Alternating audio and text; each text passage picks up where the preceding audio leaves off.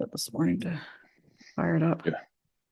Yeah, I know. I know. It's been a long, hot couple of days. No, I meant the computer, not me. I Oh, think I've done well, pretty good considering I was on time. well, yeah, actually you were. You were on time. You're pretty good. Good for you. Um, okay. All right, so we are live now. Oh, There we are. hold on a second. All right. Give me a second. Calm down. All right. All right. Okay. Now I can see. Now I'm on. Now I'm on. Not that I really Oh, care because my eyes are so bad I can't read the comments anyway. But oh at my least I can God. see. Maybe you What's should go true get your though? eyes checked. I do my eyes checked. I get them checked all the time. I need glasses to read, and I don't like to wear the glasses because it's a pain. My glasses are right over there. And I So you could usually when just I put them read, on. but the problem is they're reading glasses. So if I need them to read, who care? Whatever, it's a stupid thing. But I mean, when I Morning, read, Miranda. Happy birthday. happy birthday, Miranda. But when I Oh, read, good when I need afternoon, them, Ryan. Go okay, ahead. anyway, never No, mind, go never ahead. mind, No, never go ahead. mind. No, no, what were you saying? So, Let you do your salutations. But no, what were you saying about the no, reading? I don't know. Just need reading glasses. But Oh, sorry. um, I didn't hear you for a second. I no, it's all didn't. good. It's all good. It's all good to get the machine going today. So like at Darren's least grumpy this no, morning. no, it's not. It's not good. No, what were Anyway, so your reading glasses? They're Civil War style, are they not? yeah, I just need reading glasses, but I don't want to read. I don't want full time glasses. I just have reading glasses. That's the story. That's it. That's the story. Oh, okay. Anyway, yeah. So it's gonna be back. It's gonna be back again. A lot of travel, a lot of planes, trains, automobiles. Last couple of days. Well, not so much planes or trains, but automobiles. But survived on the trip back to the wonderful quotation finger state of Connecticut. Driving up here, back to the glorious Massachusetts, old Massachusetts Bay Colony, Mary. But we are back. So Mhm. going to be a good day today. So it's good to be able to have a day to relax. For back at the grind tomorrow, right? Yep. Well, you are. I'm not.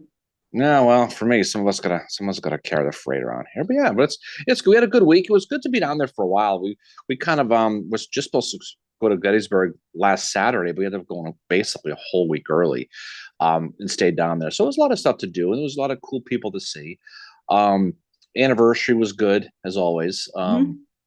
A lot of people, and then of course it transitioned into Bike Week, which is a weird demographic That's a switch. weird dynamic. And I mean, for anybody that hasn't been there for Bike Week, it's very noisy, obviously. And there's definitely more people around town.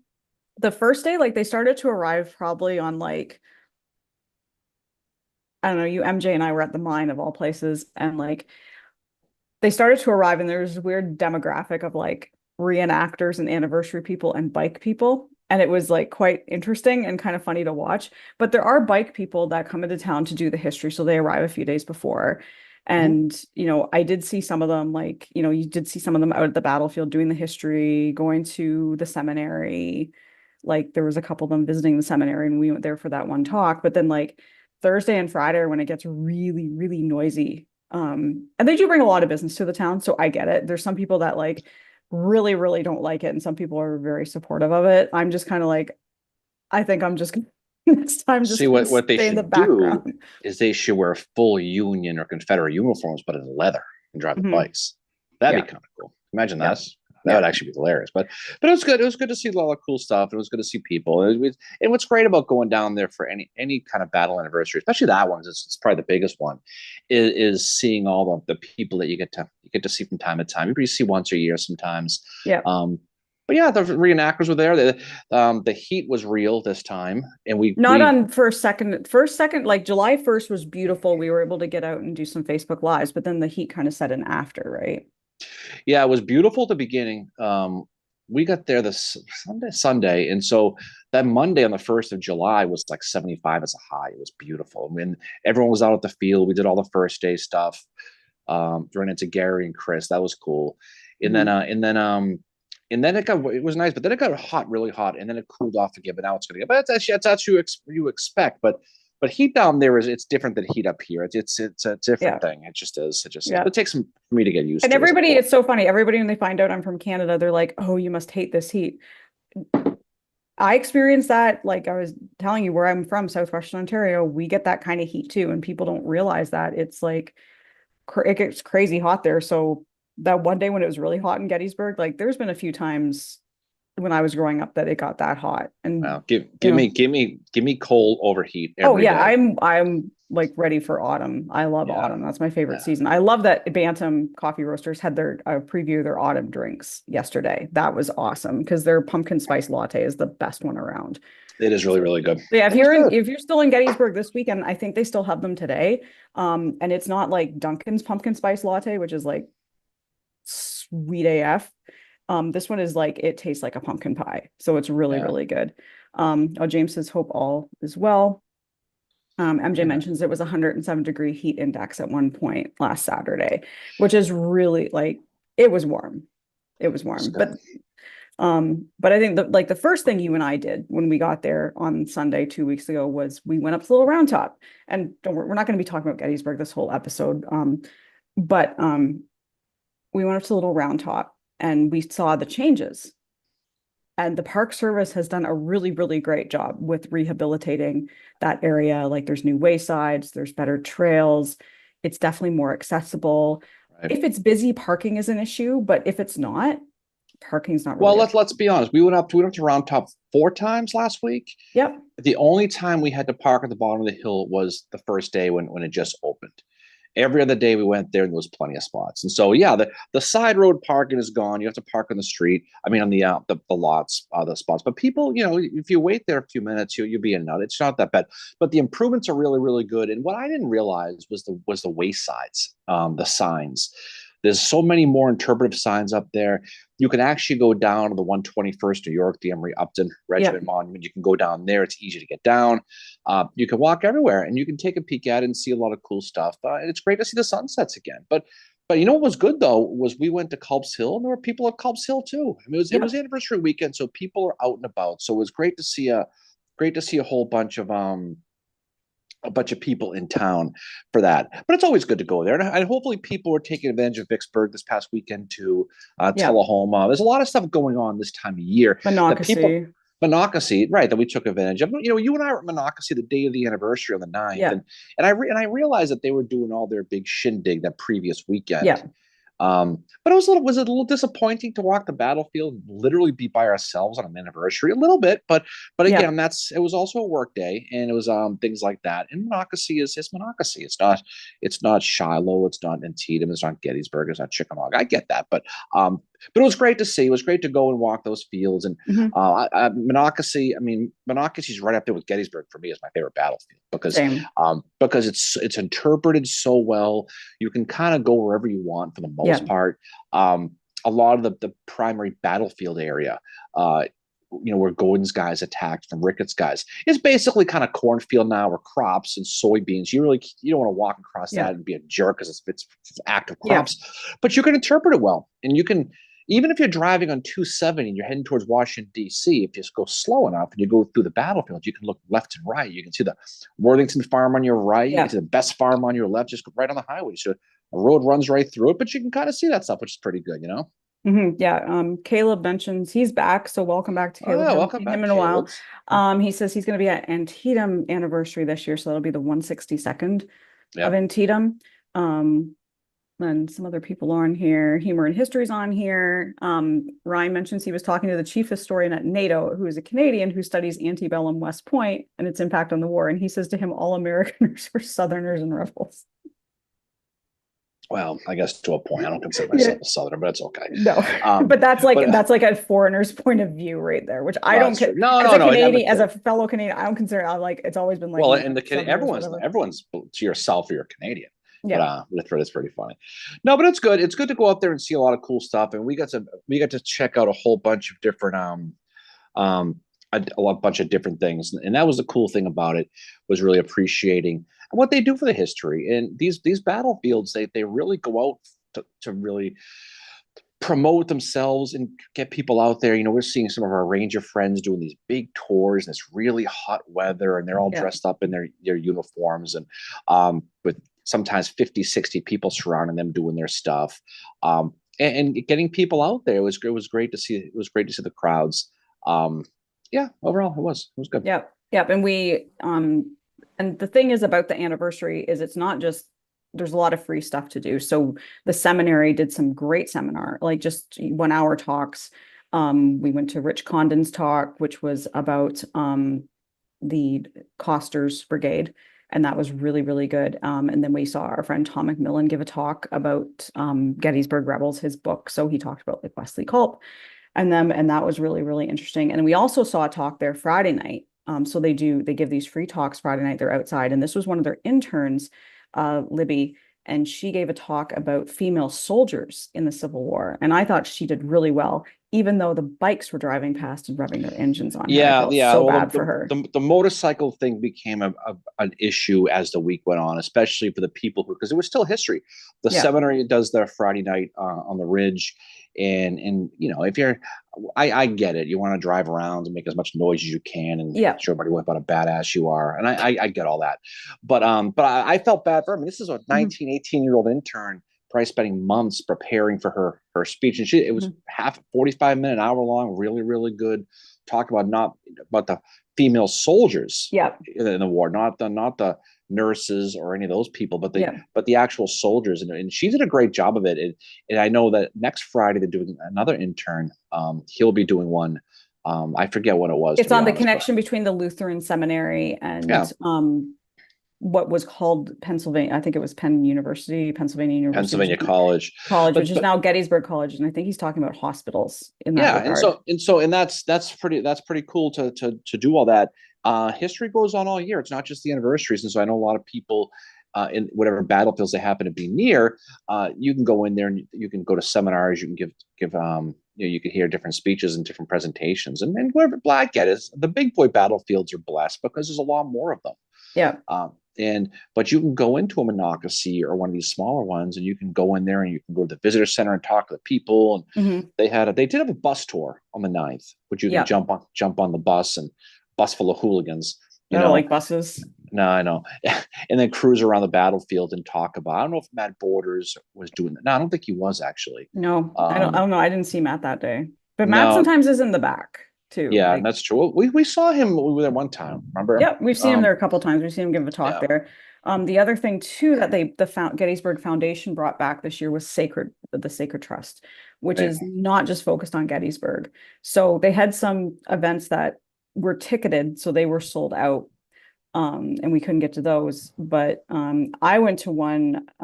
You unfortunately weren't able to go, but I went to see Western Theater, Tim Smith, give a talk about Albert Sidney Johnston, and it was so good. I learned so much. He made the Western Theater and that situation make so much more sense to me.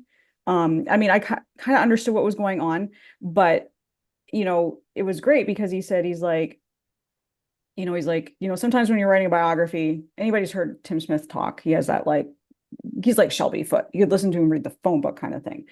But he was talking about, when you write a biography, you don't want to fall in love with your subject. And he's like, well, trust me, I'm not about to fall in love with Albert Sidney Johnston. I don't actually think he's a very good general. But he said growing up in Mississippi, I think where he was from, he was like hero and stuff, but he still enjoys studying him. And he talked about how he had struggles with who he refers to as the Three Stooges.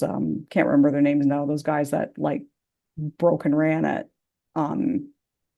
Henry and Donaldson. What were their Well, names? the thing about Tim is that you're right. He is open to these things, and he's a true Southerner. I mean, he talk with him. He's like, he's got that sweet accent and stuff Yeah. like that. But I mean, there's certainly guys like Lloyd and Gideon Pillow and those other people you're talking about, Yeah. where at Donaldson, they they're all taking they all want who's going to surrender. Well, it can't be me because I'm wanted for selling Yep. weapons, something. So I got to go, and he takes Yep. off, and that's kind of what happens. And we've kind of segued into Lew Wallace a little bit, right? Lew Wallace really going on his kind of quasi initially own orders, Mhm. is able to help push that Union right flank and Yep. drive them back into Donaldson when they were trying their big Kool-Aid man push to get Yep. out of the fort to try to get the hell out of there. Some of all these things kind of tie together, and that's what's cool about it is you look at someone like him, but Albert Sidney Johnston certainly was. He was also in a tough spot. Yeah. He didn't. Tim mentioned that too. He had to protect a lot of territory with not a lot of men, and and you think about guys like George Sears Green at Culp's Hill, Yeah. because they were hand to hand spread out, not in double rank, that Johnson would have given a left one for that. I mean, you're talking about it such a wide, vast area. But again, I mean, that's at the time of the war, you're dealing with the East. You're still trying to get your feet on the ground on the West and try to get bearings on it. And that's why, people don't give Grant, even Halleck, enough credit coming out of Paducah, coming down to Cairo, and then pushing through to Island Number 10, eventually on your way down to Henry and Donelson, and then of course to Shiloh, because every one of these is a domino that needs to fall to get to the. It's like you're playing one of your video games. You always have to talk about. We have to defeat this villain to get to the next one, and then everything you get to the big villain at the end of the level. That's what these battles, these campaigns are. It's a bunch of small little battles, and then it'll lead you to the big one. If you win that one, then you go on to the next big campaign. The Civil War is a war of campaigns, obviously, and every one of them kind of has to flow down a stream to allow that winning side to win that campaign. But everything has to go right for you for the most part. And that's the thing you got to remember with this. And Tim talked about that. He also talked about that, Albert Sidney Johnston wasn't as respected, by some people. So and he also was not one to really, if someone was like, I'm not going to follow these orders, he wasn't one to really discipline as much. So he was kind of passive in that way. But, he said he did have that tough time. And then he also said that, he gets the one thing, when he was like a ranger at, I think it was Shiloh, people would walk and be like, oh, if Albert Sidney Johnston had won, things would have been a lot different, or had lived, blah, blah, blah. Right. And Tim is like, I don't think that would have been the case. Well, and he explains why. And it's just, that you have the politics of Army of Tennessee happening, and you just have the fact that Albert Sidney Johnston is not an overly aggressive commander, and he's basing this talk off his book, The Iron Dice of Battle, too. But to contradict him a little bit is you'll never know what he turned into. No, because these guys did evolve as war went on, and people like Tim and other people, they tend to assume that the way he was the way he was always going to be, right? I'm pretty sure, that you can make a case for all these guys. Meade wasn't aggressive at Gettysburg. If Meade was killed at Gettysburg, for example, people are gonna attack him because say he wouldn't have turned into a great general. Now again, you had Grant coming east and everything went from that, but I think it's tough. You have the Kurt Cobain syndrome we talk about all the time. That's what he was referring to. He's saying he might have evolved, but it's not having this big impact that people think it would have had. It would not have turned the tide of the war, Albert Sidney Johnston. It wouldn't have turned the tide of the war, but I think it would have given the army, those armies in the West, someone more competent. It might have been a bigger speed bump than the smaller speed bump that it was. But again, Braxton Bragg is he is what he is. He has his positives, but overall he fails. And you look at how the rest of it goes. Would Albert Sidney Johnston have helped, because of his background, be more formidable? I think he would have been, but he's right in so far as the war wasn't going to win because he. That's what he was saying. The Confederates did not lose the war because of Albert Sidney Johnston, but if he does live, and again, this is opinion, not fact. How does a Tullahoma campaign play out? How does Stones River change? Things like that. And Bragg had his pretty good moments, Chickamauga notwithstanding, but we'll never know. So it's tough to sit there and say, despite what historians 35 and under think they have all the answers, they know, you don't know exactly how it would have played itself out because things change. You have those October surprises. Anything could have happened. So who knows, right? What if Burbsy McPherson survives Atlanta? Well, we'll never know. He might have been a complete disaster. But because he died when he was kind of on a high, right? People look at him that way. Obviously, Stonewall Jackson is the king of it, and Jeb Stuart too. I mean, they were both good at what they did, but I think them dying when they were kind of at their peak kind of skews the overall big picture. Well, because you're left with a bunch of what ifs. But the other thing Smith was saying too is that when Albert Sidney Johnston died, the pool to pick from was shallow, and he likened it to eventually it got to a point where you're looking at John Bell Hood, and he said it's like Major League Baseball. you lose your best pitcher. Well, then you got to go down to your lower team, right? And Right. pick one. But then all of a sudden it gets to a point in Army of Tennessee where you're not even able to pick from that. You got to go even lower. And that's where somebody No, like, John Bill Hood comes in. And I thought that was a good analogy for explaining kind of what was happening. And then when you bring Braxton Bragg in, the people who were equal with him, well, Hardy and Polk, right. didn't But want to pay any attention to him. here's the thing, though, right? Speaking of Albert Sidney Johnson, Mhm. he was boys with Davis. Oh, I Okay, know. Bragg was not. I know. So Yep. so just say just play this thing out. Johnson, he holds on to his tourniquet. He Mhm. doesn't bleed to death, right? He survived Shiloh. Are you going to have the situation where you have those generals going behind his back, writing letters No, like he did for Bragg? Probably not. no. Longstreet probably still comes west after Gettysburg for a million different reasons to help him out. But I think if you're looking at what you had versus what you lost, Yep. I'm going to stay on team ASJ versus team Bragg. And again, if this is hindsight being my benefactor, of course, Yeah. because you never know what could have happened. But at the end of the day, it doesn't change the war, but I think it does make Grant sweat more and Yeah. Rosecrans sweat more than Braxton Bragg did. That's all I'm saying. I'm not saying he's wrong. I'm just saying that people think that that he was that Albert Sidney Johnson is a footnote in history. That was no big deal. But there are a Yeah. lot of Oh, you're not Confederates saying who were it's killed. yeah. No, what? But I'm saying you look at guys like the Mill Springs, loss of Felix Zolokov, for example. Yeah. Huge loss that no one talks about because that's another what if. Another really competent officer who Yeah. gets cut down really in his prime. Your Yeah. boy Claiborne all Mhm. the time. Not just him, but Gist and Adams and all of them. And that was later in the war, Franklin, admittedly. Yeah. But these are people who really helped solidify potentially that end war movement and maybe the post-war movement.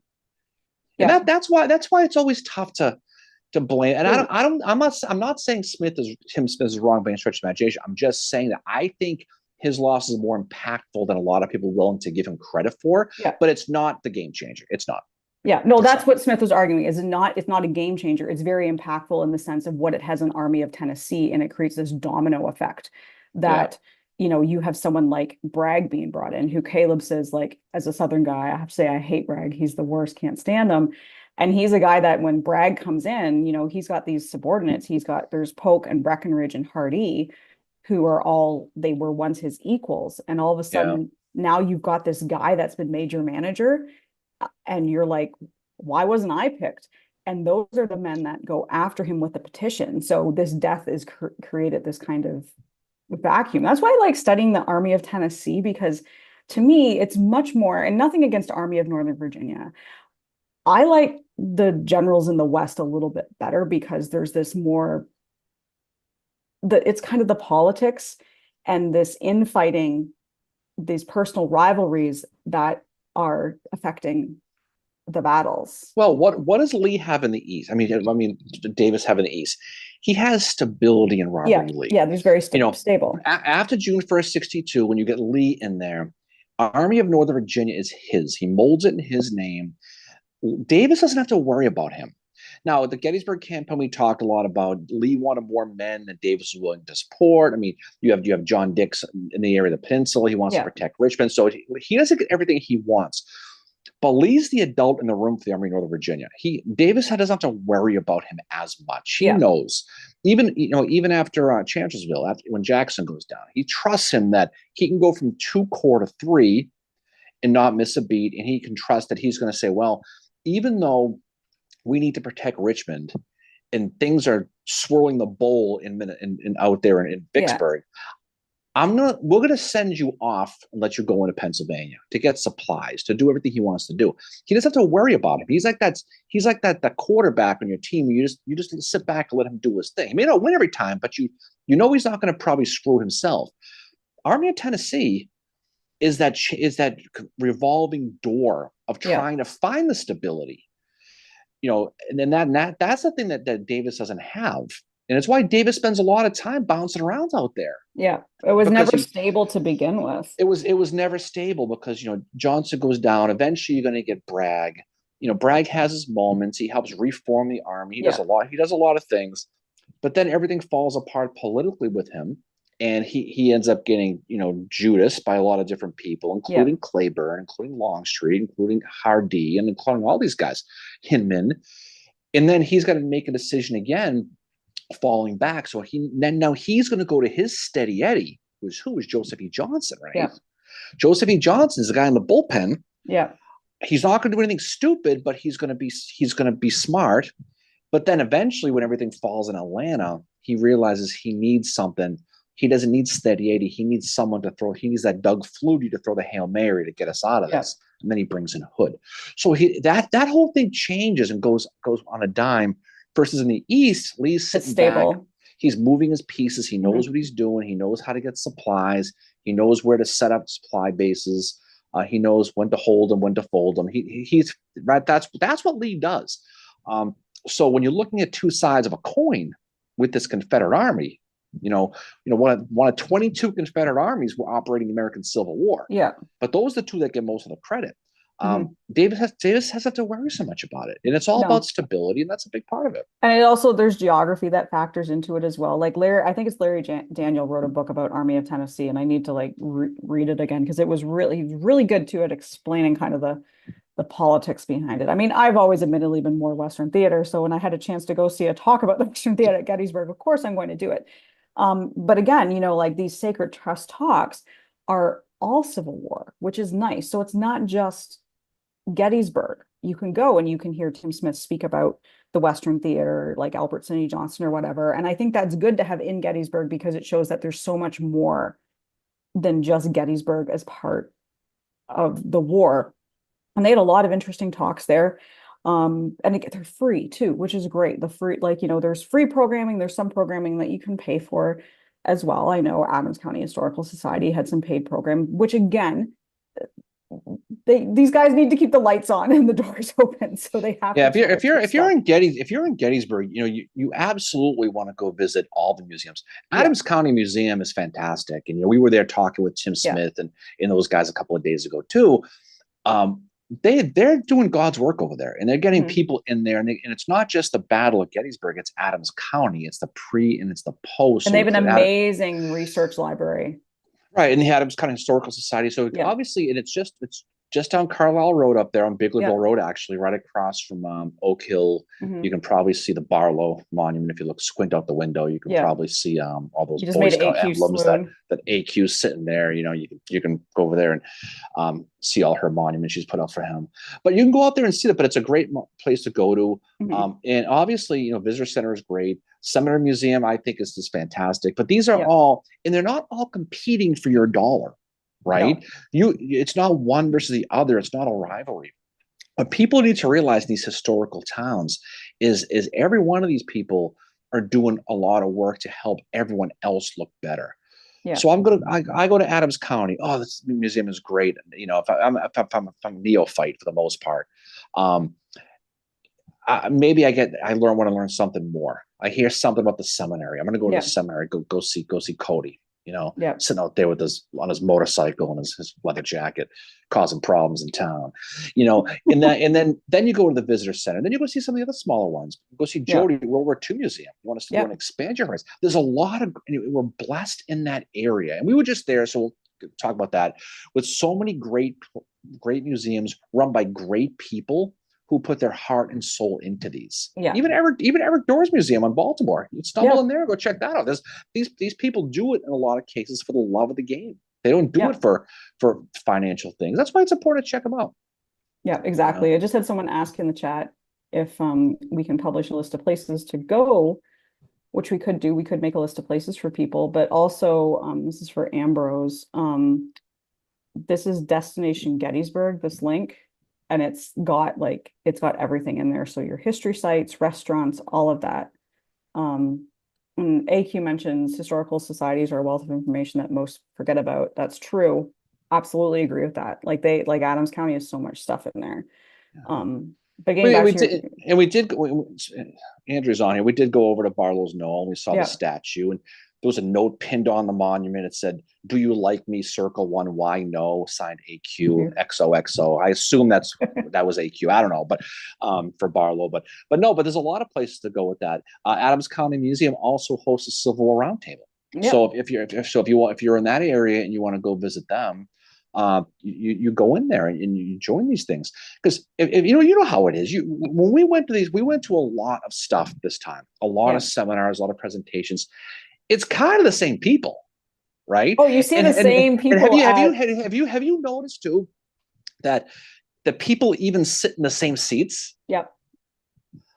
which is it's just kind of a You fun feel bad dynamic. when you But go in there and like, you're like, am I sitting in someone's seat? It's kind of like when you go to the bingo hall and you only go there every so often. You sit and I did this once. I sat in some woman's seat and she's like, you need to move. That's my lucky chair. And I'm like, I've never been to the bingo hall. I'm not gonna I lie to you. have, Sounds like I'm missing out. I But no, used to take but my there's a mother lot. all the But time. other places, you can go to. Richmond has got a fantastic bunch of stuff you can go visit. Hmm. White House, the Confederacy, obviously the old Yeah. Confederate Museum, which is now the American Civil War Museum.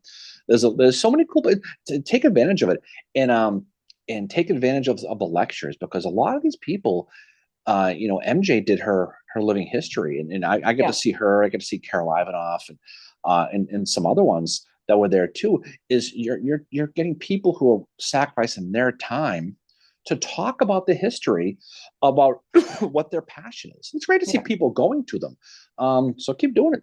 Yeah, Yeah. it was great to see. And we saw a mix of people there, men, women, young, older, it was great to see. And they're all doing, I think personally, equally good work. Like the talks that I saw at the seminary were just as good as the Sacred Trust talk that I saw.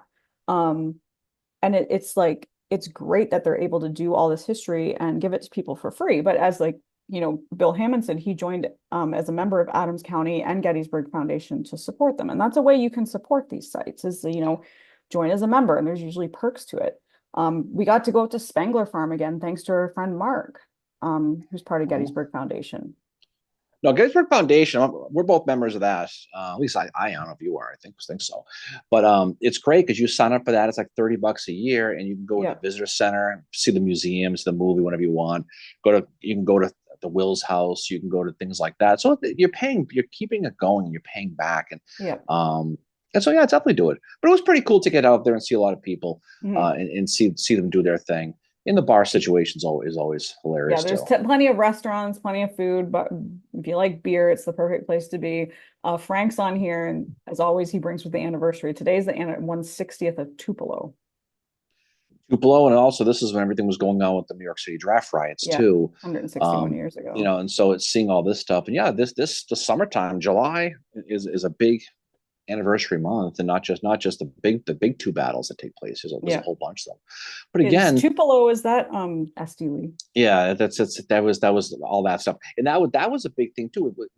Going on down there with Mobile and opening the port there, and it all kind of dovetails because then you have um, the blockade runners, the Liverpool boys, right, trying to Yeah. run through and seeing all that stuff, and so that's why it's cool to do all this stuff, is you can kind of go down rabbit holes and see a whole bunch of different things.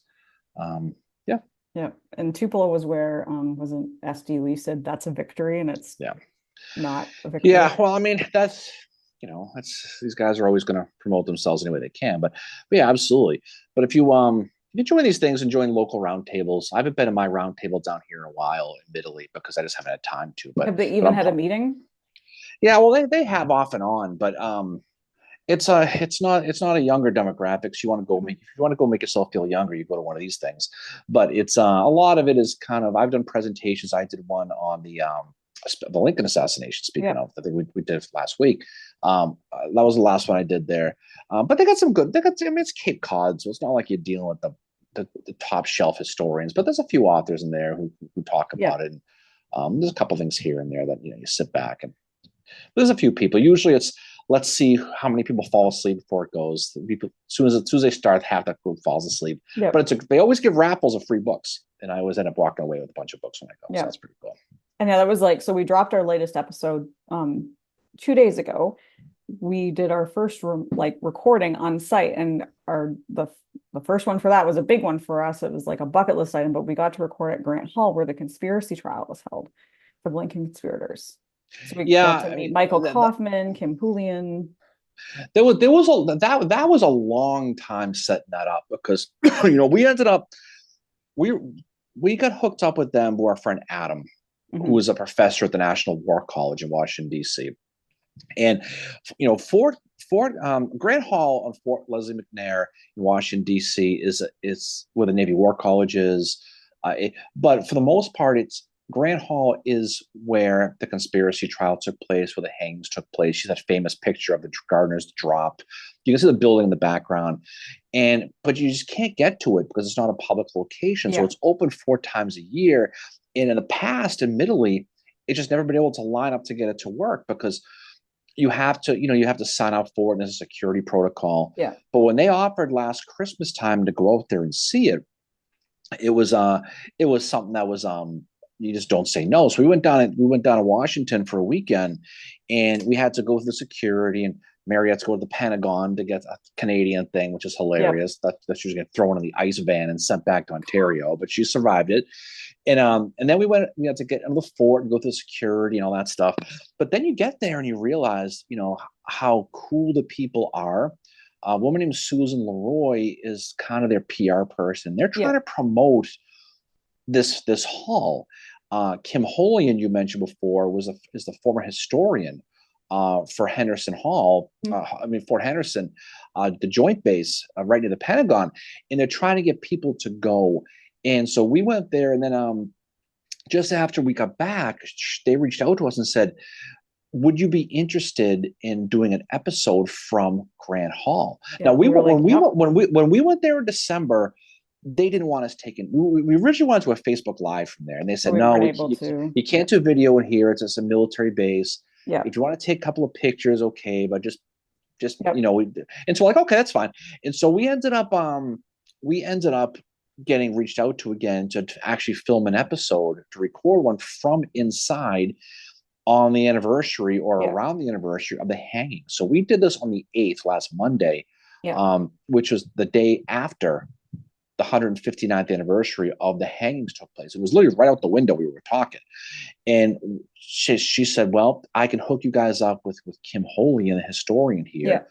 here. And also, we could hook up with Michael Kaufman, Yeah. We he's were like, interested yep. in doing it too. Michael Kaufman, if people don't know who Michael Kaufman is, he's the author of American Brutus, which is the top shelf, by far, gold standard book on the Lincoln assassination. Yeah. Without a doubt, he's the best. And he came on with us, as well as Adam Oler, who's a professor at the college. Mhm. And we just sat around, the four of us, actually five of us. Was Yep. it five? Yeah, five of us. Five. And we just talked about the hall, the assassination. It was a great episode to record. And while we're doing this, you're looking around, thinking, "Wow, that's where Mary Surratt sat. That's where Lewis Powell sat. This is where the so when you're if you haven't been, they have in the back the big lineup where with pictures of Yep. where the actual conspirators actually sat while they were on trial, and then you have in the front." You have the table where the prosecutors, Joseph Holt, John Bingham, and Henry Yep. Burnett sat, right? And then and they have their pictures, and they have a big table, where the justices sat: David Hunter, Austin Coates, Albion Howe, James Eakin, the great Lew Wallace, Mary, David Clendenin from Monocacy, Robert Foster, T.M. Harris, and of course, C.H. Tompkins, all sitting there with their pictures. And you could sit there and see exactly what they saw, exactly what they would have seen, how small and hot and miserable the experience was. You can go in the back room, you can see some of their lily bars that they had to wear. You can see their masks they had to wear. It's a creepy, creepy place, by the way. Yeah. And Susan, who is the one who hooked us up with that, is always skittish about being there by herself at night. She always says hi to Mary when she comes in because it was pretty funny. It was a great experience. They have two more open houses this year. So it's the first Saturday of the month. So that'll be in August and November. And I'll just check those dates. Yeah, and contrary to popular opinion, this did not take place at the old Capitol Prison. Yeah. That's where Harry Wirz was hanged. That's where Yeah. Mary Surratt had stayed for a period of time. But Fort McNair is, if you know Washington, it's on the Potomac. It's down by the Navy Yards, right next to where the DC United soccer team Yeah. plays, and right next to where the baseball team, the Nationals, play. They're all in that same area. But it's a great place to go. And there's a lot of, obviously, there's a ton of history to it. The hanging site is a tennis court now that's being Yeah. refurbished. So you can still see the sites generally of where the four conspirators were buried temporarily, along with Henry Wurz. And in the basement that doesn't exist anymore is where John Wilkes Booth was buried.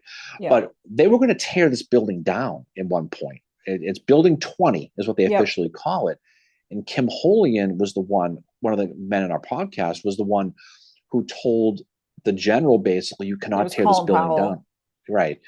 To Colin Powell, you cannot tear this building down. It's too much history. So he was the one who basically helped save it.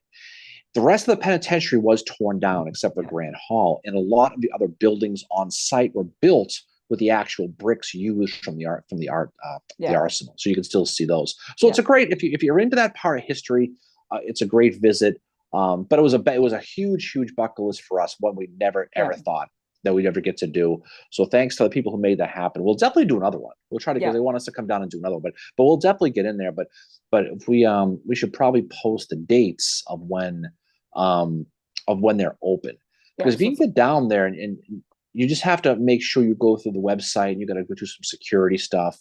You got to make sure that you're not a threat to the world. So obviously MJ can't go. But for the most part, a lot of the other people will be able to go, and you can see this real actual history. And it's really a not miss. It really isn't. It's August 3rd and November 2nd because it's the first Saturday of every month, and they just or the months they do it, and there's just 2 months left. So if you can't get in August, try and get in November. It's actually pretty easy to get a base pass. Like, you just go onto the website and get it that way. And if you're international like me, you just take your passport and your ID and you get it. And they kind of just, it was easy for me. It was kind of nerve-wracking the first time. But if you've been to West Point, it's kind of the same deal. It's the same thing. It's the same thing. You got to pass up front, then you got to go through the gate, and they check you out, and they get your ID, and they ask you some questions, and that's about it. But it's worthwhile going to. Yeah, it's definitely it's a really great take. It's really interesting. Even if you're not interested in the Lincoln assassination, you're interested in the Civil War, this is still something really cool to go see, because it's kind of the end. This is the end of the Civil War, the culmination of it. And I know I said in the episode, like, even though Reconstruction didn't go very well, this was kind of like a way that they tried to get closure from the horrific events that happened April 14th, April 15th, 1865. And it's just a really great historical site to visit. It's like this hidden gem that they're trying to get more people to go to. And next year is the 160th of the anniversary of the assassination. So hopefully they're able to do something big for that.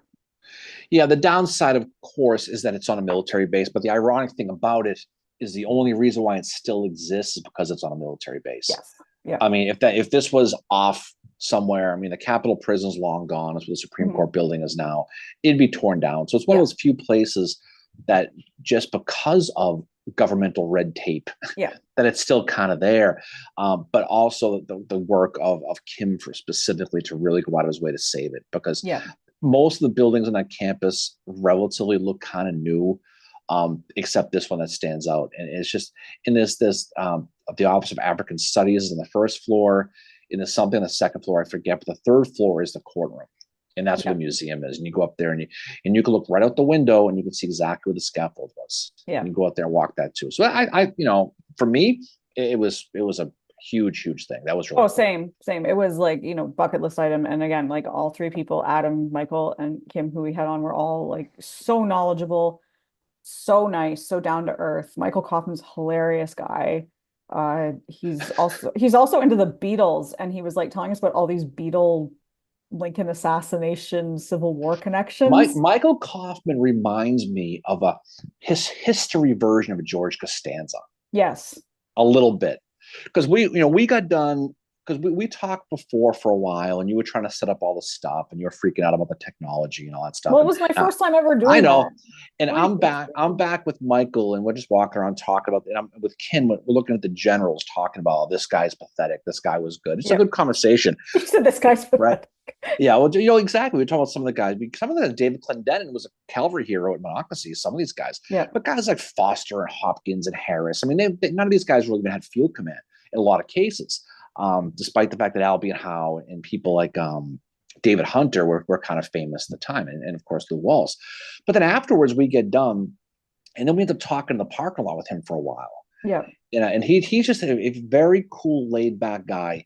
And we've been blessed in the last probably 30 days to talk with him and Dave Taylor, who are Yes. probably two of the smartest people in this era to talk about with this part of history. Yeah. And it's great when you meet these people you've read and you've seen in lectures and seen on TV, all this stuff, and realize they're really cool dudes.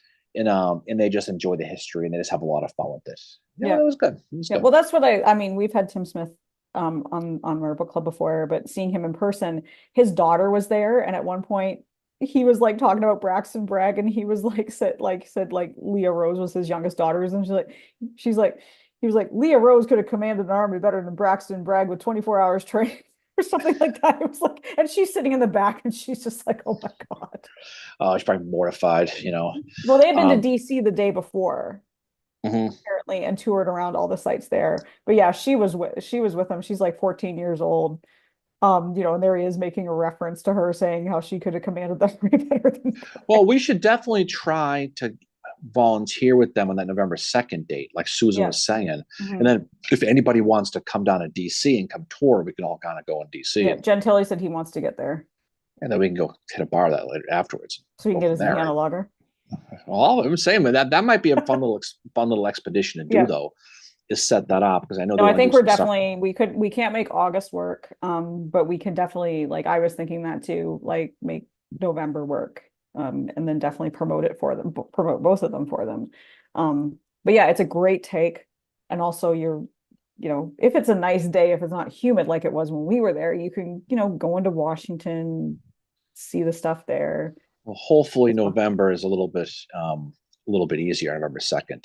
Yeah. As far as weather goes, it'll be cool. It'll be right for the election, so the city will be crazy. But it might be Yeah. fun getting down there. Yeah. Might be kind of cool to get down there. But yeah, that'll be fun. That'll be fun. So hopefully people listen to the episode because it was good to talk about that, and especially people tend to study a lot about the assassination Hmm. with everything that happens with Booth, especially. I mean, I don't think we mentioned Booth's name more than 3 times the whole episode. We It did really wasn't. like It wasn't really about him. no. It was really about the 8 conspirators, primarily focused on the 4. Mhm. Obviously Powell. I mean, Harold and Powell and Surratt and Atzerodt, the ones who all basically paid the ultimate price for their devotion Yeah. towards Booth, and kind of talking about some of the evidence they had. It's really a fascinating study. And fortunately, there are a lot of good books about the conspiracy part of it. There's a lot of bad books too, admittedly. Yep. I love that Michael Kaufman went all the way to Iowa for the it Oklahoma. was Oklahoma for the Booth thing. Well, I mean, there's a theory through a guy named Finis Bates, who's the grandfather of the actress Kathy Lee Mhm. Bates, right? Who wrote a book suggesting that John Wilkes Booth survived Garrett's farm, lived to escape through Texas, through Granbury, Texas, ironically, and then he committed suicide in Enid, Oklahoma. Mhm. And his body was basically mummified. He traveled around into a circus, comes to the body of John Wilkes Booth. It's a book. It's a real book, and it's obviously anyone who really studies this knows it's just ridiculous to even consider. But there are books like that. Um, you know, Eisenschimmel's book talks a Yep. lot about the connection with Stanton and the Catholic Church being a conspiracy to Yep. kill Lincoln. There's that. So there's a lot. It's ironic that people like Stanton went out of their way for closure with this. Yeah. We're gonna try everybody. We're gonna execute the prime conspiracies. We're gonna put the rest of the people in jail. We want this over with, done. But like anything else in American history, it never went away. No. People to this day still talk about, did Booth escape, or was Mary Surratt unfairly hanged? Was Atzerodt a patsy? Was Harold a Mhm. patsy, or was he not? How much these people have to do with it? Why did John Surratt in 1867, the civilian court, with the same evidence, the same trial people, same witnesses, Yep. get off on a hung jury, and then have the ability to go speak about it afterwards? Yep. John Surratt Jr. who was after Booth was the second biggest ringleader in this thing, lived the whole thing. Yeah. He actually gave a speech about it at Cooper Union, New York City. And then was that when the government stepped in and said, you need to slow your roll because we They are going said to that arrest you? we'll try you again. You keep giving us more evidence, we will. And he stopped. But he was making a fortune off the bones of his mother, which is kind of to show John Surratt's character. He This is a honestly guy. looks like a sleaze. This is a guy who went up to Canada, snuck off to the Vatican, became one of the papal guards, Yeah. one of the Swiss guards. Someone recognized him from his seminary school days in Maryland. He escapes, literally goes on a poop chute, slides down this thing to escape before he gets caught. He ends up jumping on a boat going to Malta. Yeah. And you know how they caught him? While he was in Malta, a pandemic hit. Yeah. And they wouldn't let anybody leave, and they were able to bring him back. So they bring him back in 1867. The whole band's back together again, all the same witnesses, but they can't convict him because it's all circumstantial evidence and there's no proof with anything. So he lives, and he lives for a while longer, and he gets to die of natural causes, which is really unfair in a lot of different ways, because at any point he could have saved his mother. He would have been executed, but his mother probably would have got prison time. And who knows? But that's part of the history, though. Yep. MJ just said, thanks for the kind words, because I said she's great at giving, her presentations are always great, whether they're about Hancock or Cushman. But Bill Hammond was saying that MJ is going to give her Hancock presentation to his bike group in September. He was the one that we were talked to him and his wife. I remember Bill. Of course I do. Awesome. We bumped into him a couple of times. Yeah. We kept bumping into the same people over and over again this time, which is kind of funny too. There was a guy at the Tim Smith lecture, him and his wife, and I wish I'd said hi to them, because he was the guy that had on the back of his shirt was instructions on how to make a Sherman's necktie. Oh yeah, you mentioned that. And I wanted to find out where to get that shirt, because I want to get that and just be a jerk and wear it around Atlanta. Oh, well, you know damn well no one's going to care in Atlanta. No one even knows. I know nobody. Yeah, you have to. We talked about it with Sarah Ann Rubin when we had her on. Like, she says in Atlanta, it's not too bad, but it's like the further south you go on the March to the Sea, the more kind of hatred. Well, it depends on where you go. Where you are and what happened there. If you go just outside of Kennesaw, between Kennesaw and Chattanooga, you'll run into a little bit of that. And if you go towards Jonesboro and you start heading towards Andersonville area, down towards the metropolis that is Americus, Georgia, and you start heading down there, you'll run into more of the people who, if anybody's going to give you a hard time, it's going to be the rural Georges. But I get it. It's whatever. It's part of the history, though. Yeah. But speaking of Sherman and his March to the Sea, we're going to do a couple episodes before the summer is out, just because it's the 160th of the Atlanta campaign, and we want to zero in on some of these battles. So we're going to look at Peachtree Creek and then the Battle of Jonesboro, which we've been to Jonesboro before. That's where the Claiborne Cemetery is, the Confederate cemetery. And these are smaller battles, but they're very important. One is fought before the city is, I think both are fought before the city is taken. Am I correct in that? The city's not taken until the 2nd of September. Right, it's out because that was when they were trying to go south, because they were trying to take the railroads to do all that. So that's exactly. But in between those, we're going to do an episode on Ream Station as well. Ream Station. I mean, there's a lot of different parts of the Petersburg campaign that are really fascinating to study. And Reams is a good one. There's a lot of different ones you can talk about with that. But again, you're having a situation where you're Robert E. Lee trying to desperately find ways to break out. And that's where Grant really pantsed him, is by coming around to Petersburg and not attacking frontally into Richmond. Because Lee, after Cold Harbor, for example, was blocking all the roads into Richmond. He just said, all right, I'm just going to sneak around the back and wait you out. And then finally, of course, Five Forks. And of course, he's going to push back towards Appomattox and all that stuff. And so it's really something to see how it is. And you can kind of, if you study them, you can kind of see in real time the decisions that were made. I can only imagine, Lee's face when they pull up that area, Farmville, those other areas out there, and they find out that when the trains get there for their supplies, for their food, because they're starving, they open up the trains and it's all ammunition and no food. They must have been like, you gotta be kidding. It was like, ooh. Like we're That's, done here. We're done. It's been a yeah. good time, but we're done. And so yeah, that's fascinating part of history. It really is. Yeah, and then Peachtree Creek is fought on July 20th, 1864. And another significant thing that I'm sure we'll talk about in the episode is that this is General Hood's first major attack since he takes command. Yeah. So there's been this shift and change in the Army of Tennessee. And this is when Sherman's army is like they are right on the doorstep of Atlanta at this point. Well, I mean, Um, you can see Davis thinking this maybe this is Maryland, this is yeah, this is 7 days 2.0. We take out a defensive commander. Ironically, it's Joseph E. Johnson both times, and yeah. we're going to put in a aggressive Union guy who maybe is going to change the tide the way Lee did in the 7 days. Maybe this is Hmm. going to happen with Hood.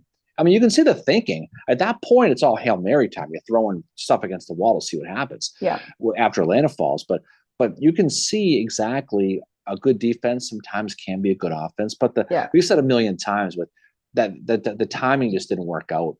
If they could have held on and just kind of bought time to hold Atlanta for the election, it yeah, might have been a different story. But it's again, why do you think that he sent Jubal Early towards Washington and Monocacy in July of '64? Because the election. yep, They're trying to get Lincoln beat in the election. And yep. that was the only really hope they really had. They weren't going to beat him with bullets. It was never going to happen. No, It and was it's about it not. was Yeah, it was about waiting them out. yeah, exactly. And like Monocacy, 1864 is an election year.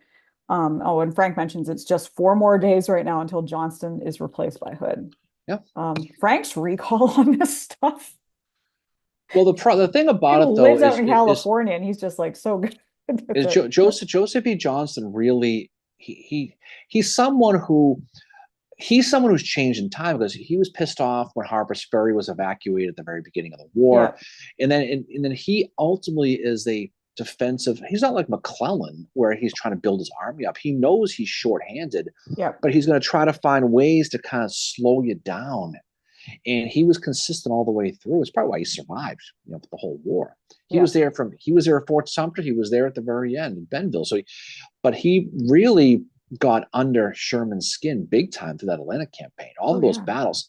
And it was never a question of Johnson beating him. It was just slowing him down. It was just causing him to a war of attrition, yeah, just trying to get them to slow down. And finally forced Sherman into the woods, and you ended up having, you finally had Pickett's Mill and everything that happened with that. That was good to Johnson. And so he finally has to fall back across the Chattahoochee, gets into yeah, Atlanta.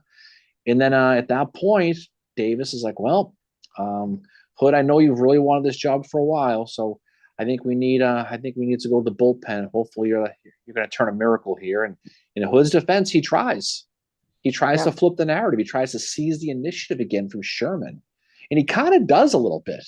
Um, but again, he's on the assumption that Sherman is going to be heading back towards Nashville, or God knows what he's going to be doing. But when he went to the March of the Sea, living off the land, it kind of made a lot of the Nashville campaign obsolete in a little bit of ways, with yeah, hindsight again being a benefactor. And then you have Franklin, Spring Hill, you have all that stuff. But yeah, yeah, everything kind of goes part and parcel to the changes with the yeah. attitudes. And it's a huge change. And I'm sure I want us to focus on it as part of the episode as the attitudes that were coming out in Army of Tennessee towards having John Bell Hood. Like he did not have a lot of support. There was a lot of shock behind it. And I think it didn't help morale at all. But the other thing too is on the Union side, you have Sherman finally saying, "Oh, good, I've got a guy that is going to fight." And Schofield had been, I think, no, McPherson had been Hood's classmate, and he's like, "Yeah, this guy's an idiot." And the one insult that Howard has in his memoirs is he calls Hood stupid. Like Yeah. that's the only time. And you have in this Peachtree Creek, you have General Thomas on the Union side going up against John Bell Hood. And by a lot of, if you read like the accounts of the time, even if it's like the memoirs of be it Howard or anybody else, they are saying that Thomas is like, you don't want to go up against him. Like in his day, he is seen as like kind of the guy that you don't want to go up against. Like, yes, he's methodical, he's slower, he's a different general than what Grant is. But this turns out Peachtree Creek is a Union victory, and it's getting them like they're on the doorstep of Atlanta. And you think at this point, July 20th, this is a victory. They're still 6 weeks away from, from Slocum's guys, what would be the 12th Corps, including David Ireland, walking into Atlanta. Yeah, and that's the thing is when you look at how the talent flips as far as generals, I mean, you can make a case that at this point the All-Star team was in the West.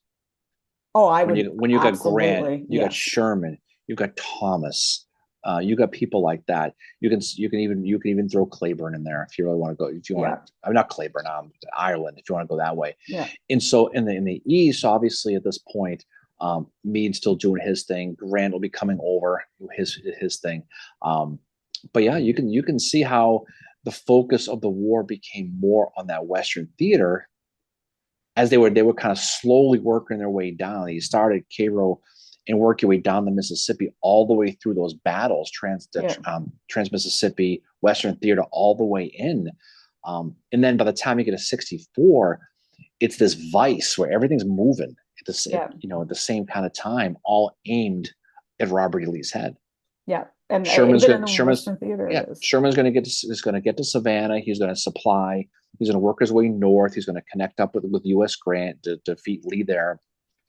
You're going to just have Thomas, Schofield, ultimately destroy the Army of Tennessee in Nashville. All these other little armies are all going to kind of fall by the wayside, and you can see, take out the big boys and let the other ones kind of slowly fall on their own. Mhm. But that whole 64 is a fascinating year when you look at Oh, the in big picture. both. And I know like AQ mentioned she just finished Rhea's book, but the battles for Spotsylvania Courthouse and the Road to Yellow Tavern.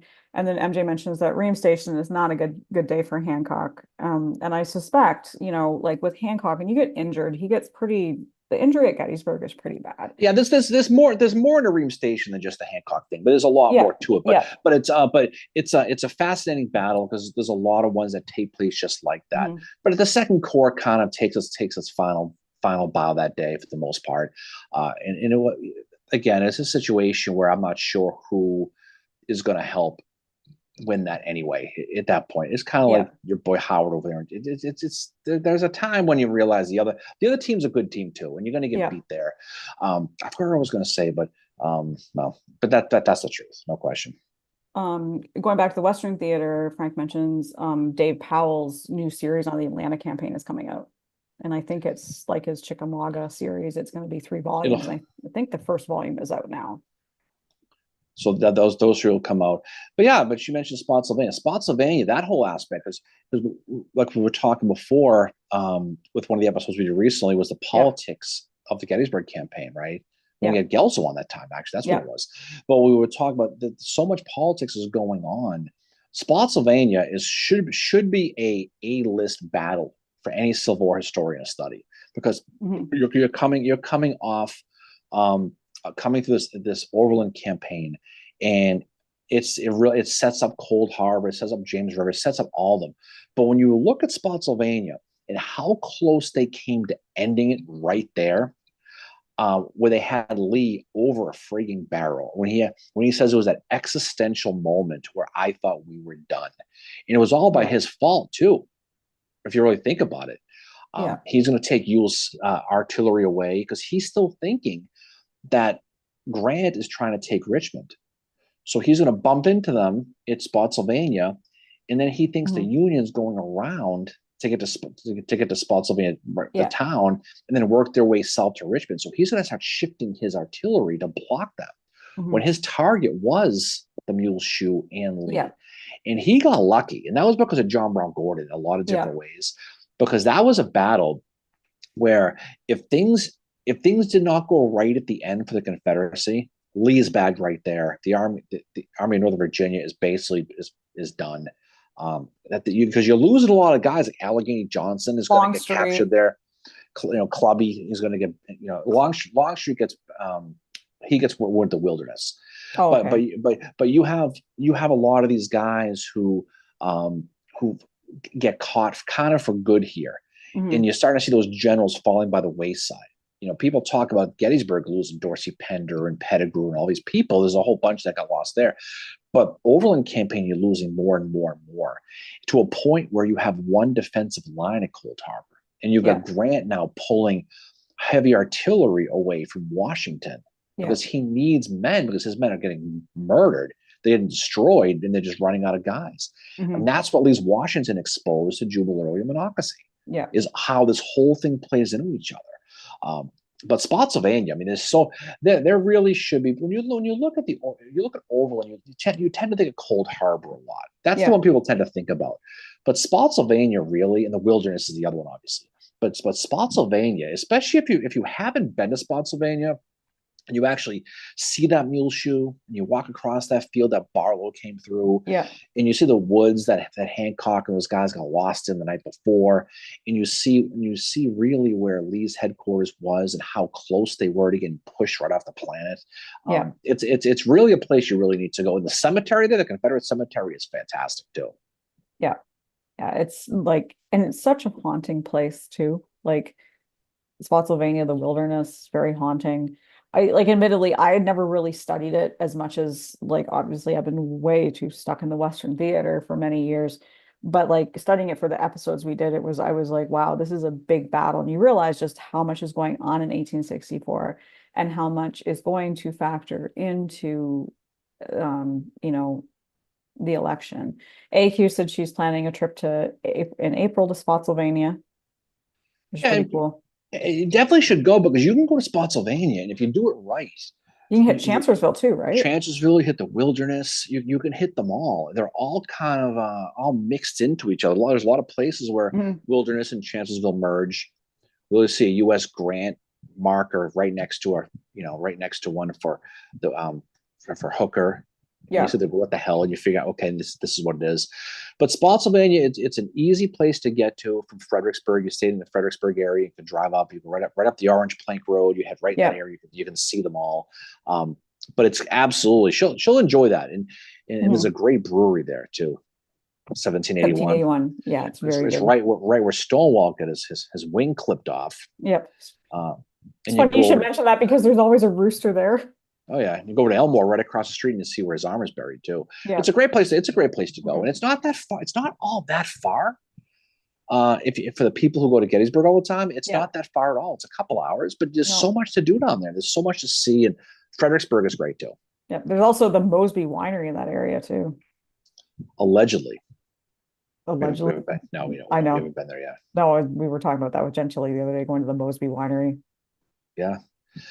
But no, there's some good stuff coming up. 1865 is the anniversary stuff for next year. So you're going to start to see a lot of the Petersburg stuff. You're going to see a lot of the Appomattox stuff at the 160th next year. And then we start going on to, we're on to looking at 170 down the road, right? Yeah, that's pretty crazy. But yeah, I think there's so much going on. And like we hear so much Eastern theater, but that's just why I wanted us to focus in on some of these battles in the Atlanta campaign too, just because this is a campaign that it does play a role in the 1864 election. I think Sherman makes it out to be a little bit of a bigger role than what it actually is. When he says in his memoirs, he's like, Lincoln won the election because of me. And it's like, no, there's some other factors happening here, Uncle Billy, like Monocacy. Sheridan. Yeah. I think I think it's a little bit hyperbole with that. And he gets a lot of credit plus and minus for his March of the Sea. I think most people who study the Union side will realize, okay, I mean it was a change of base. It was a place that he had to get to, but it wasn't all that impactful. There was very few battles along the way. I mean, it just wasn't. Sherman didn't see it as that impactful himself. He was like, it was just changing operation. I don't know why people are so obsessed with it. He's like, I was more worried about the Carolinas. That was the important part. That was where we were, that was where it could happen. That was where I didn't know if I could keep control of my men or not. AQ's doing what we're doing today, heading to the beach. We'll be heading to the beach here in a little bit. The beach will be calling us here shortly. Then we got to go to baseball tonight. We're back to that. Our little vacation for baseball's over, so we have to go back to that. So no, it's definitely a good place to visit in a lot of these. And if you go to, I mean, it's nice to go to the battles around the same time the battles are being taken place, but Yeah, Fredericksburg in December could be a little cold. Caroline Street is always warm. apparently. Yep. Remember, you left your phone there twice at the It's bars only that week. once. It was only once. I thought it was the second time. Oh, it was only once on Caroline Street. Oh, I thought it was the second time. You No. left it at the mine one time. Remember that? Yeah, I know. No, but there's a But lot of cool places to go, and then Western theater places are really cool. It's good to see people going out there and seeing some place. mhm. I know. I see ABT's down in New Orleans this week. They're doing their teacher seminar, which is pretty Yeah, cool. That's a lot of it's a lot of traveling for them to go to see it, but that's a pretty cool gig when you can go to Gettysburg Anniversary, then jump on a plane and go to New Orleans for a week. That's a good gig to have right yeah, there. You know. yeah. I just want to mention too the second episode we're going to do about the Atlanta campaign, which will be later in August because it's not fought until August 31st to September 1st, is Battle of Jonesboro. And this is the battle. I think that is like this is the one where it's like, we have to go now. Goodbye. You can have Atlanta now, Sherman. Yeah, It's all Jonesboro yours. is definitely a tough one as far as that goes. That's like I said before. That's where Claiborne fights. And if you go to Yeah. Jonesboro and you stand there at the Claiborne Cemetery, you can look out and you can see the exact same road line, the rail line Yeah. where they were fighting. And it's It's just so haunting there too. It was so quiet when we were there. The two Union armies involved in this one. yeah. It's the Tennessee and the Cumberland. Mhm. So this is another battle for Howard. His, Yeah, I mean, to a point. I mean, I don't think you associate him specifically with Jonesboro, but I no, think, but yeah, his parts of his army are in it, and parts of Thomas's army of the Cumberland are in it. And then on the Confederate side, as you said, you've got Claiborne, who is at the time under William J. Hardee, and then you also have Stephen D. Lee mhm. as well. Well, that's the part when you can kind of see certain things starting to wind down a little bit. You see the aggression, kind of that overreaction, kind of that the Confederates are going to have to do to try to Yeah, change that narrative. Because once Sherman gets to Savannah and he starts to work his way up against the Carolina campaign. Carolina campaign is significantly more important than the March of the Sea if you oh yeah, study it. Not even yeah. close. But again, they don't write songs about about the Carolina campaign. No, do you know what Jonesboro was called during the Civil War? What? Rough and Ready. I don't think so. That's Rough and Ready. No, it is. I thought Rough and Ready was just between Jonesboro and Atlanta. It's included in Jonesboro, Oh, part okay. of it. Yeah, Okay. so remember that, the Rough and Ready I cheerleaders? remember no, I remember Rough and Ready, but I thought that was it was between because Jonesboro has always been Jonesboro. Yeah, but it's part of it. Like they took part, I think Okay. they amalgamated Rough and Ready, amalgamated with Jonesboro. That's pretty cool. It's pretty cool, but it's good to do some of these things, and I think it's great to see people go out and visit some of these places because if Hmm. what a great thing to do is even go to Virginia and we were down in Winchester a few weeks ago, and you go check out Kernstown, but you keep going Yeah, because Front Royal is not far away. If you're into Mosby, for example, you go see Front Royal.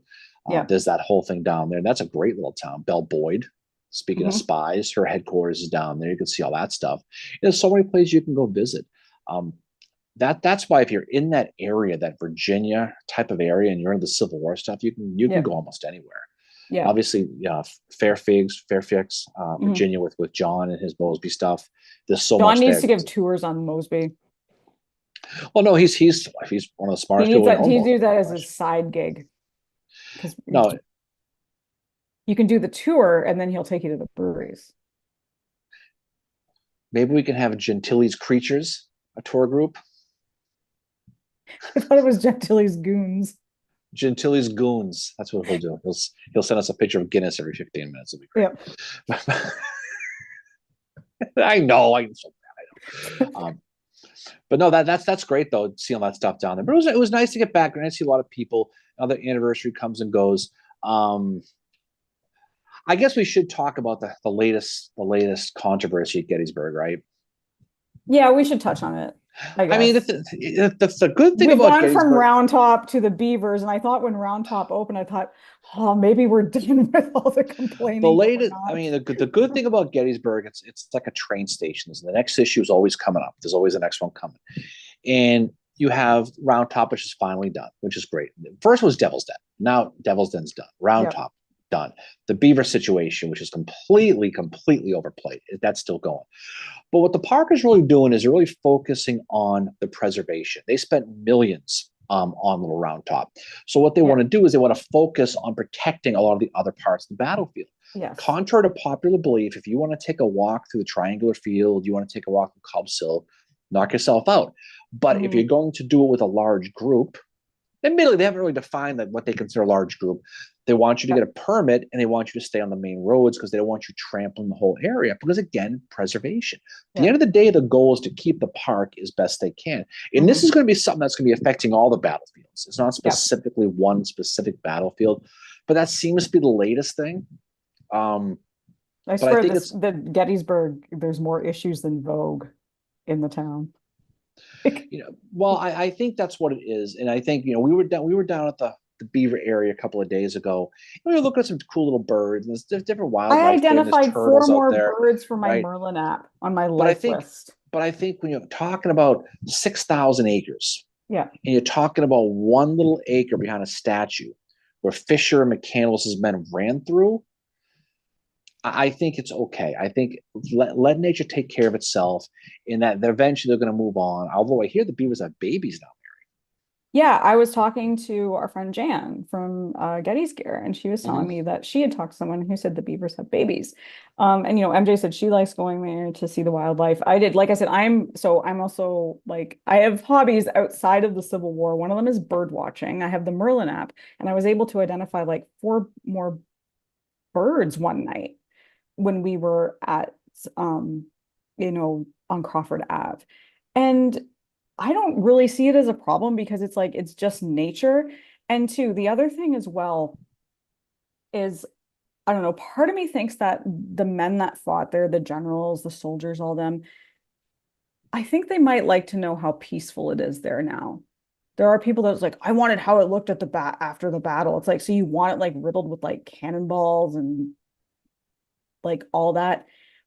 I think some of these guys would probably appreciate the fact that you can go there and it's peaceful and you can hear the birds and there's not artillery being fired around you and that they know people are visiting, but that families are able to enjoy it. That, kind of, I think, oh, what we fought for, now people are enjoying it. Like, Look, as much as people want to be able to take a group of 50 people and march all through, I get all that because you want to follow in the steps of ancestors and stuff yeah, like that. There is a certain preservation. At the end of the day, you have two choices. You either you go by what the Park Service wants, which is what they want, admittedly, yeah, or you shut down Culp's Hill for renovation. Or you mhm, shut down the angle for a while. They don't let you walk Pickett's Charge anymore. So at the end of the day, you want to make it accessible for everyone for the long term without having to shut a portion of it down again. yeah, And I think it's really not that complicated. no, As much as you like to look, everyone wants to do what they want to do, but again, you can't always get what you want, as it says in a song one time, Mary. But you yeah, get what you need, right? You can go and visit these things. You can go to these tours. If you like to give tours, get a permit, stay on the primary roads. You can still talk about it for the most part. If you want to walk through certain parts of it yourself, we went to a look for Atchison's Rock yep, the couldn't other find day, it. right? Because it's all grown over. Yeah, But you can still do that stuff. You can go to the. I read somewhere on social media, which is hilarious today, by the way, for a million different reasons. Okay, mhm, you can walk to Fuller's Rock, the Fuller's Monument. No one's stopping you. I mm, read somewhere that the Park Service has people in the woods waiting to arrest you if you walk. It's like, give me they a friggin' break. don't. There's so much to it. You can still walk to Rose Farm. You can go see the Split Rock. You can go look for the Rosewoods Clown. Everything's. Yep. I want the Rosewoods Clown needs a permit though. Could you imagine? We haven't thought about that, Mary. The roads would stop you. Where is the outrage for protecting the Rosewoods Clown? I'm starting a petition. The Rosewoods Clown. But again, but that's the truth of the matter. As you go there and you see the stuff, a lot of what you read online is not true. But again, there's a lot of it is true. And again, it's all about preservation. But you can still go to the same place, for God's sake. You can still do anything you want. Yeah, you can still go there, but there's a fine balance between preservation and being like able to access this stuff that, ancestors fought in, and Frank says to the people that want an authentic post-battlefield, do they know how many farm outhouses and how bad soldiers' latrines smell? Like, do you like, and if you want it to look that way, I mean, I had someone tell me, well, if you want to bird watch, go to Yellowstone. And I'm like, dude, like, if I'm on the battlefield, like I am there for the history, but if I hear a bird that I've never heard before, yes, I'm going to pull out the Merlin app and find out if it's Well, a new one obviously, for me. Like, obviously, well, I mean, birds weren't at the Battle of Gettysburg because birds aren't real and they're all CIA inventions. So it's apparently, new. and the There's all cows that. weren't there There's either. no, but again, it's important to do. And if you want to videotape and you want to do your online stuff, just play by the rules to it. It is what it is. I mean, at Yeah. the end of the day, you're going on. You're not paying. I know taxpayer all that stuff, but you're not personally paying for preservation. You're on a ground that someone else is watching and taking Yeah. care of. Just be respectful. Be respectful of it. And as long as you Yeah. do that, like anything else, I have a feeling a lot of these waves and these rules are going to slowly fade out if people adhere to them. Yeah.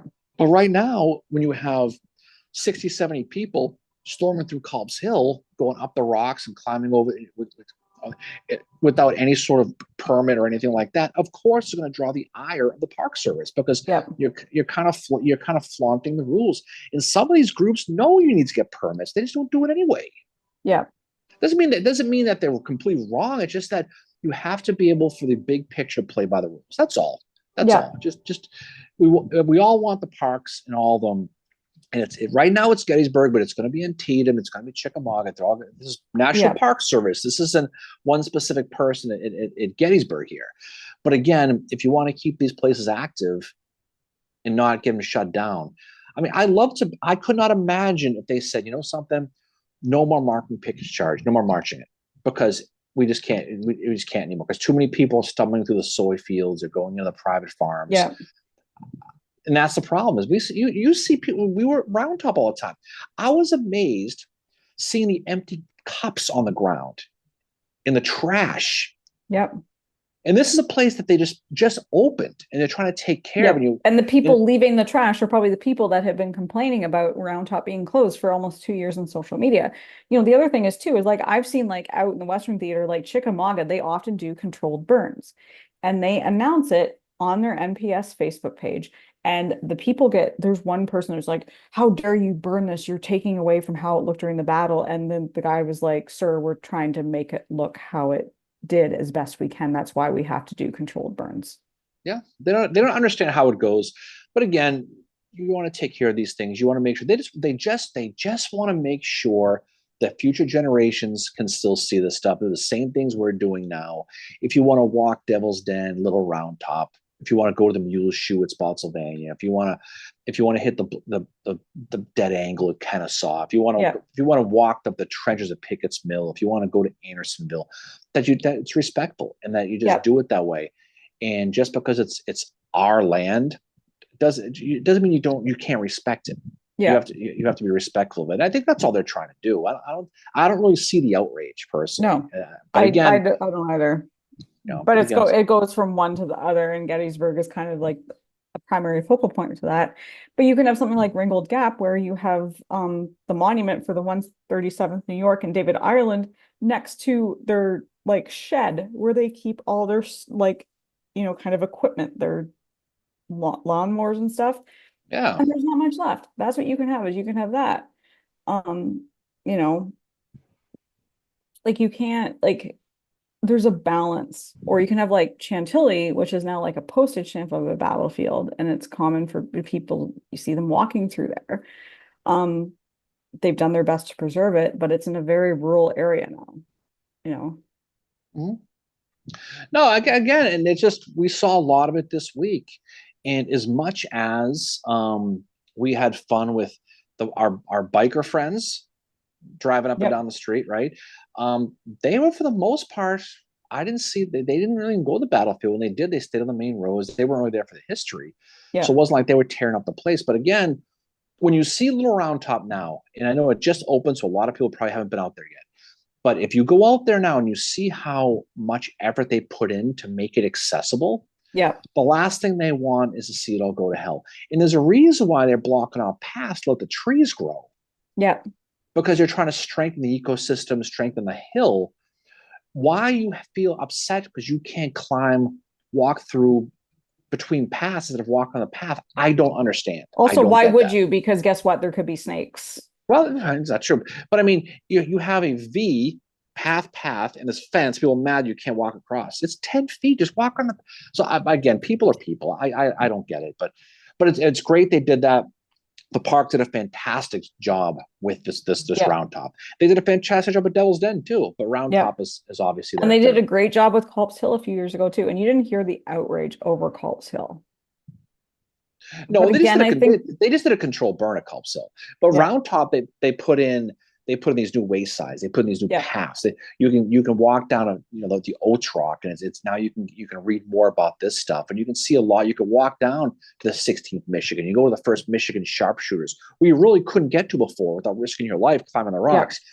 Now there's a path that goes right to it, and I realize that the 4th and 5th Texas didn't get to walk up that path. I get all that, but if it's all about interpretation and learning it, eventually people aren't going to know who the first Michigan sharpshooters are yeah, unless you can get to the monument and see it. Maybe it sparks that interest to maybe study who these guys were. yeah, Find out who Patty O'Rourke was, 140th New York, and where they came down. Now you can walk down that path, yeah, heading down to where they were fighting those Texans, and where you can see where uh, where Strong Vincent was still shot. The rock is faded. They got to probably color that a little bit, make it, because it's right in the yeah, sun there. But you can see these things as all designed so people can interpret it and see it now. yeah. Is it exact? Because contrary to what people think, if most soldiers came back today, they wouldn't recognize half the battlefields. No, and It has changed a lot, yeah, and a lot of it's by nature. A lot of it's because there's no animals, but a lot of it is man-made stuff. It's roads. It's fence lines being changed. It's yeah, buildings being gone. Obviously, Bliss Farm is gone. Wentz Farm is yeah, pretty gone. There's a lot of places. The Forney Farm is gone. So you wouldn't recognize a lot of what he did there. So at the end of the day, it's better than it was. There was an airport at Oak Hill for a while. That's yeah. gone. There was a souvenir stand in Little Round Top. There was an amusement park behind Little Round Top. Hmm. You had a trolley running through the triangular field. Yeah. So I think people are better off now than they used to be.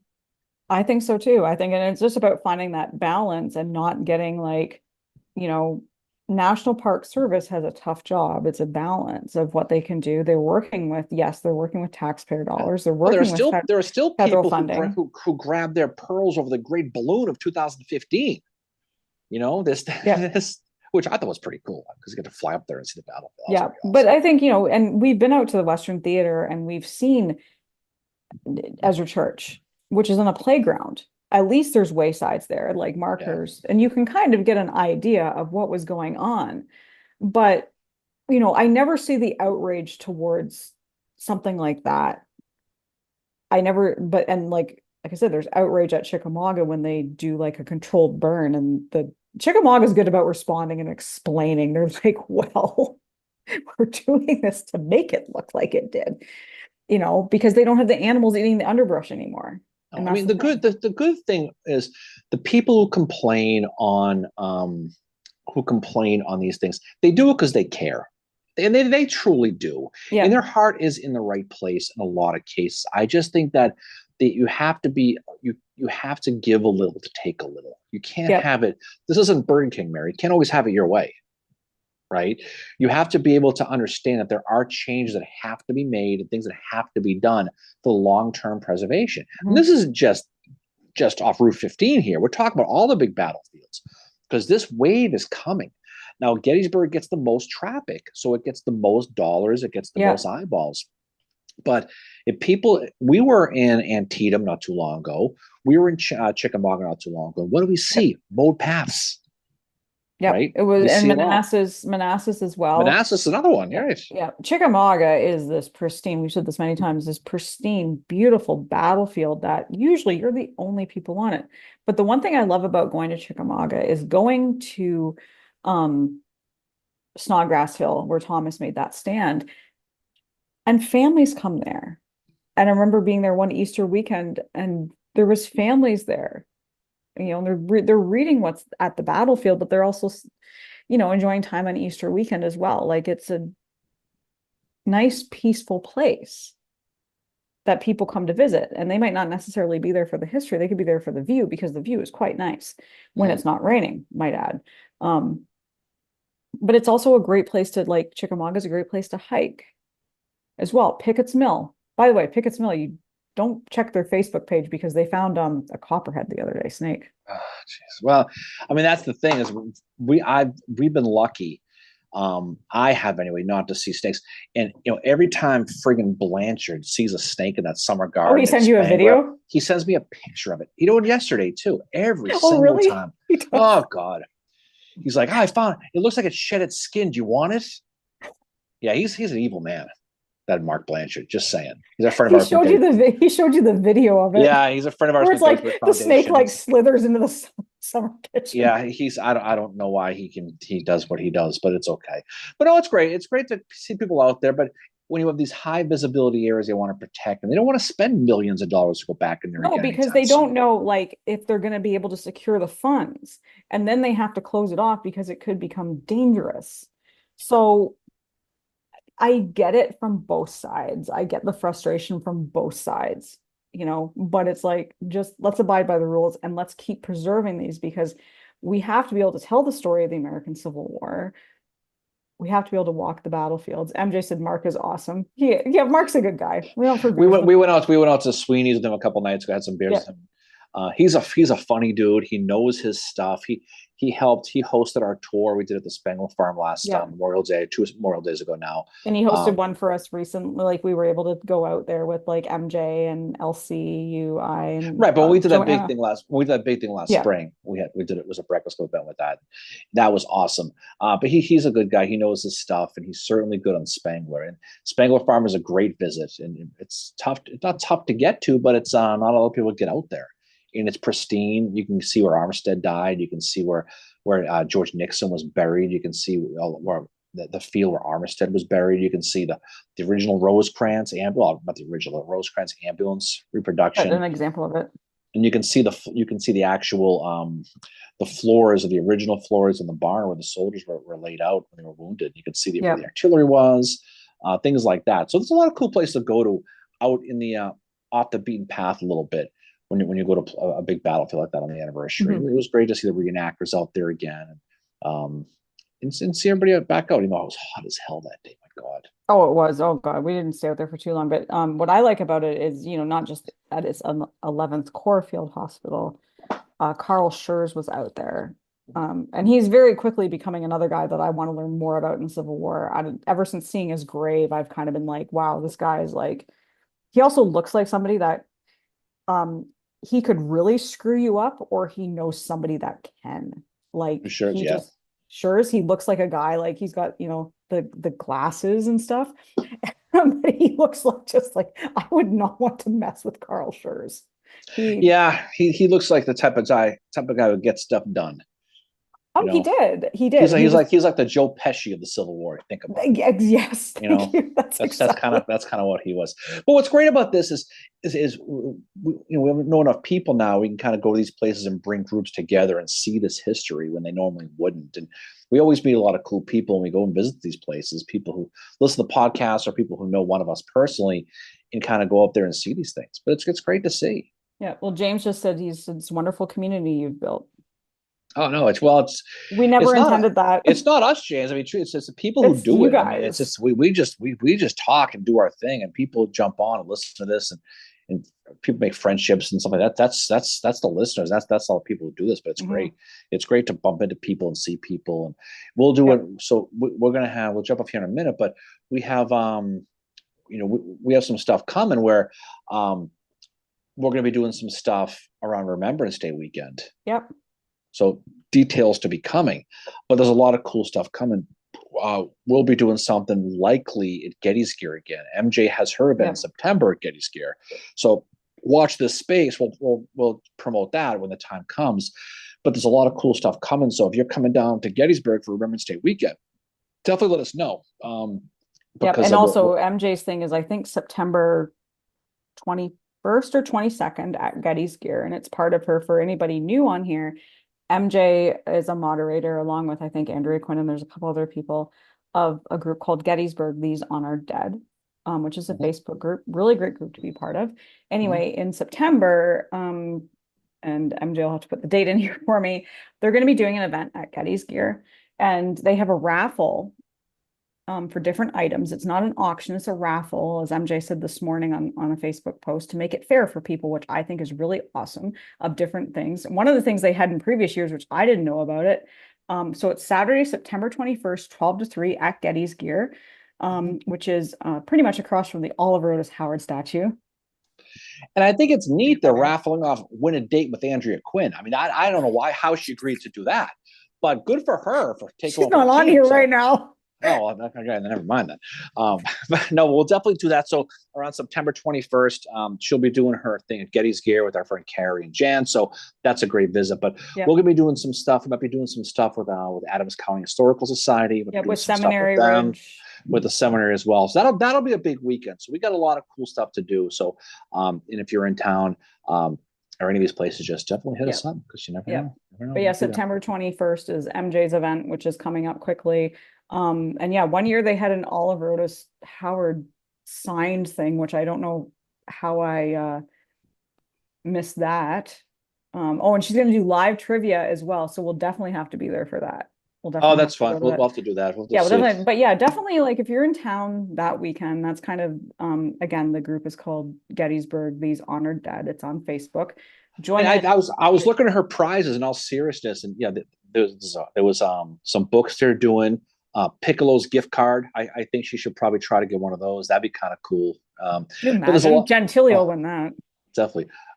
Obviously, we'll have to try to do a Braxton Bragg Jelly Bones T-shirt. We'll have to probably do something like that. But there's a lot of good ideas. A lot of things we can probably do with that. Obviously. But in all seriousness, if you are like, if you have something that you would, if you're on here and you have something you would like to donate, reach out to MJ on her Gettysburg These Honored Dead group, or reach out to us and we'll pass and we'll, let you know exactly where to go with that. If you have anything that you would like to donate, but yeah, reach out to MJ Gettysburg These Honored Dead, because they're looking for donations for their raffle, and they usually get a lot of good stuff. There's a We lot have of some great stuff stuff. We last have year. some stuff we can donate to her. Actually, Yeah, there's some stuff we can talk about yeah, that offline. But we have a lot of stuff. We're trying to downsize a yeah. little bit here. We got a lot of stuff in this place we're in right now that we probably don't need anymore. So we could probably talk to her about that. So Yeah. all right. Well, why don't we jump off because we got a beach to go to. Yeah. To We have shark infested waters we where have we have I'm absolutely going for a swim today, despite the fact we're only about a mile away from where a shark was well seen. we have a pool and a pond. The pond will be good for you. Mm. But no, so there's a lot of good stuff. So we'll definitely talk about that. So anyway, so I guess we have some episodes coming down the road. We have to sit down and talk about it. But this next couple weeks is going to be a thing for us. So we gotta figure a lot of stuff out as far as stuff. Yeah, and just to add on to MJ's event, the raffles that they do benefit local Gettysburg charities. So always goes back to a great cause. We went to the event last year. It was a lot of fun. No, go ahead.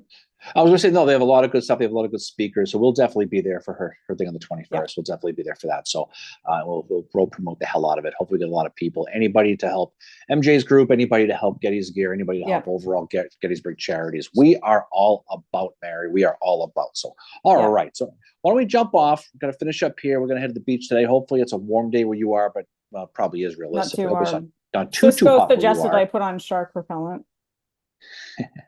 I'm gonna make her dress up in a seal suit and go swim by the sea. No, the last white time we were shark. At the beach, we saw a seal. Remember, the seal was like, "Hello, what are you doing on the beach there?" Where we live, the white shark thing is a real deal. So there's hundreds of white sharks in the water here. So I'm not a big going for a swim guy. And they've been bad. Like there was one. So the beach we're going to is a couple miles away from where one was spotted the other day.